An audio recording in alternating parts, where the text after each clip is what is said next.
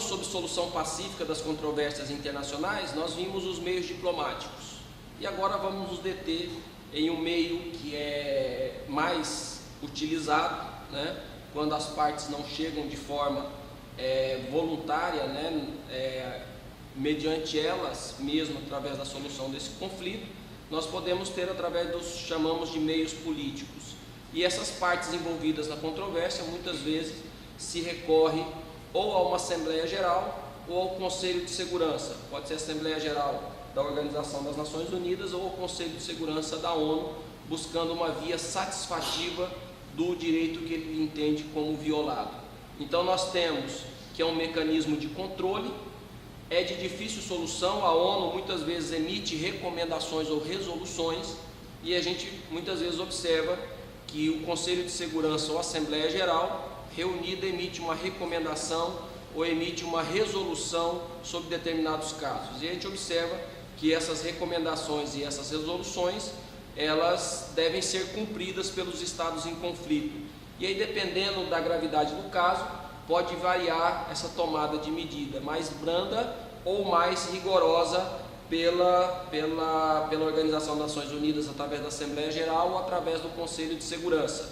Mas muitas vezes a gente observa que a previsão até de um cessar-fogo, né, suspensão das situações belicosas, enfim, a ONU pode adotar, em último caso, até a utilização das forças armadas, né, que ela possui, né, através dos exércitos dos estados.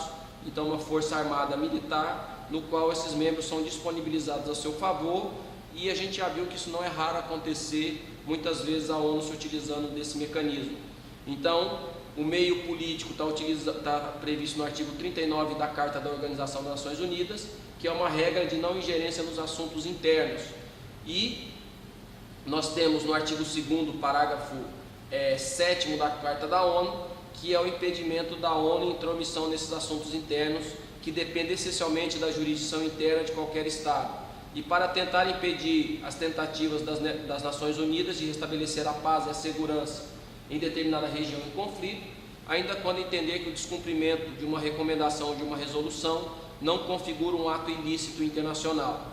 Então, a solução de um litígio interno, muitas vezes por proteção de direitos humanos, cuja competência é da ordem internacional, também da ordem interna estatal, esses assuntos tipicamente ficam assunto dos estados, principalmente relativos à imigração, nacionalidade, trabalho, né, e alguns outros que é de assunto interno.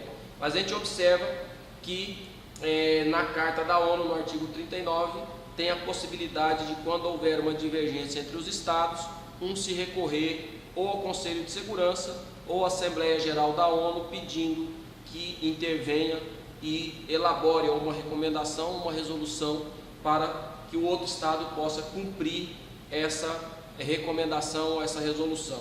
E aí muitas vezes utiliza-se até da força militar, né, da Força Armada Militar, para resolver esse conflito, para que não chegue à utilização de uma guerra ou de uma outra forma mais danosa para a sociedade internacional.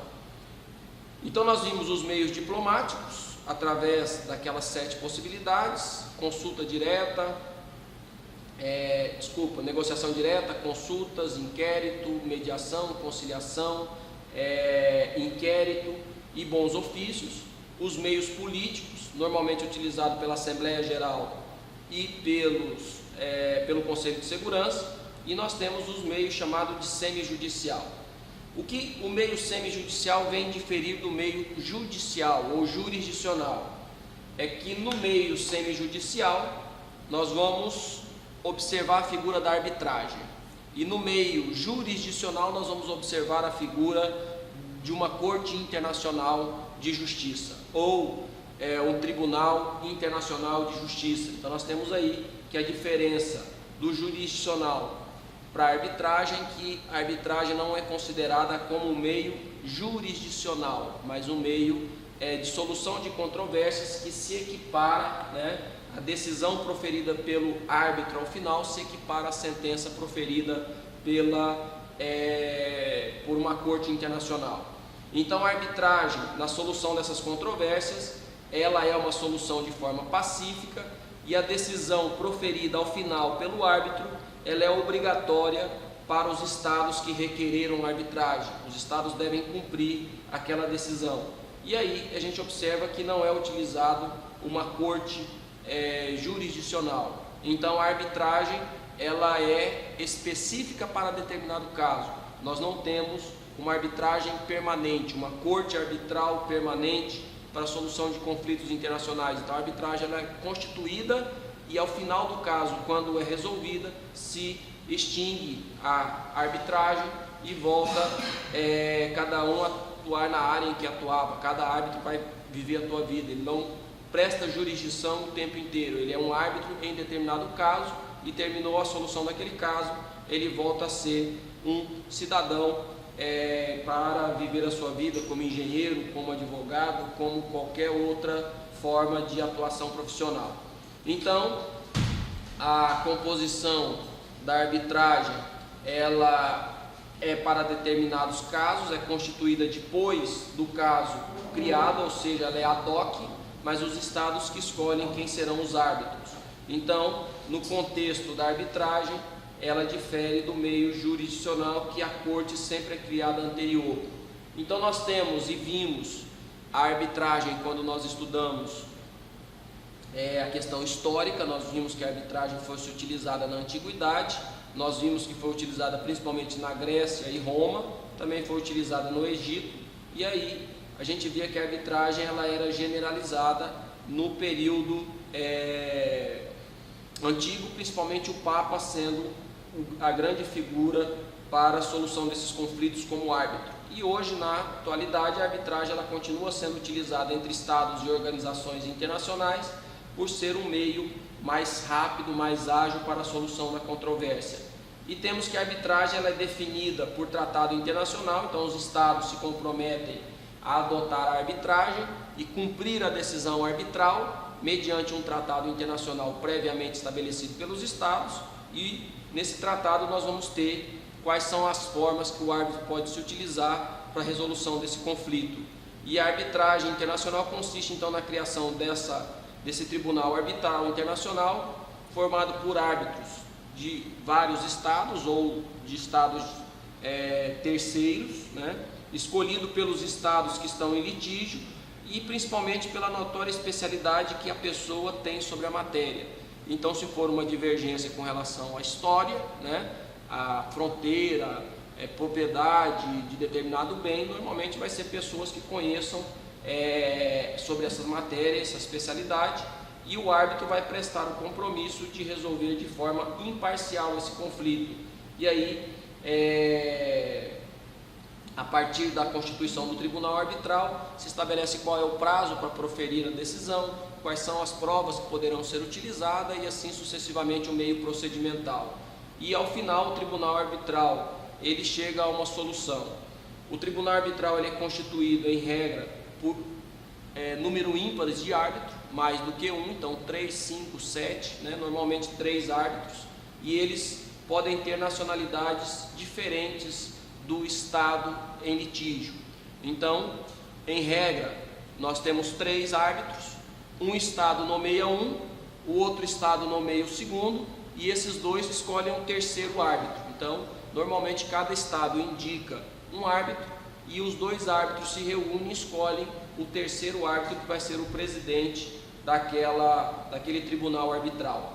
Então a arbitragem é um mecanismo semi-judicial ou jurisdicional não judiciário, isso porque o foro arbitral não tem permanência e nem é profissional, não, as pessoas não têm profissionalidade de ser árbitro, diferente do juiz que exerce atividade de carreira. A atividade então do árbitro é esporádica e a demanda, normalmente o árbitro ele é escolhido pós o conflito, ou seja, é ad hoc, e as partes litigantes que escolhem quem serão os árbitros, e esses árbitros estão investidos na função jurisdicional por um período transitório. Terminada a solução do litígio, se dissolve o tribunal arbitral. E nós temos então que a solução arbitral ela pode estar até previsto no próprio tratado internacional que institui a arbitragem, a utilização prévia da conciliação, da mediação e depois se chegar à arbitragem. Então busca que os estados tente de forma voluntária a solução do litígio, não chegando de forma voluntária, o árbitro então profere a decisão, e ele profere a decisão sendo a decisão dele equiparada a uma sentença de uma corte internacional. Então a gente observa que existe essa obrigatoriedade no cumprimento da decisão do árbitro e pode ter mecanismos anteriores de mediação ou de conciliação. A principal característica da arbitragem então é a vontade das partes para se submeter à arbitragem, então é voluntária.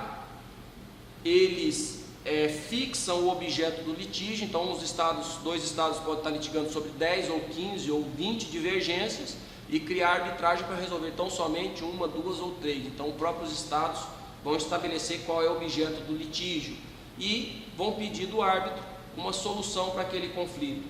Os árbitros são de livre escolha dos estados, podendo ser um de cada estado e o terceiro escolhido pelos dois, ou pode ser que os três possam ser indicados por uma outra entidade que não os estados. E também a decisão proferida pelo árbitro ela é obrigatória, ela se equipara a uma sentença judicial, ou seja, então, as partes de forma voluntária se submetem à arbitragem, as partes escolhem os árbitros e a decisão do árbitro ela se equipara a uma sentença de uma corte internacional. São as principais características da arbitragem. Ou, se os estados não levam para a arbitragem como uma forma pacífica de solução das controvérsias, o estado pode se utilizar do mecanismo jurisdicional, do mecanismo judicial. Então, ao invés de escolher a arbitragem, os estados podem escolher submeter o conflito a uma corte internacional. Então, também nós vimos que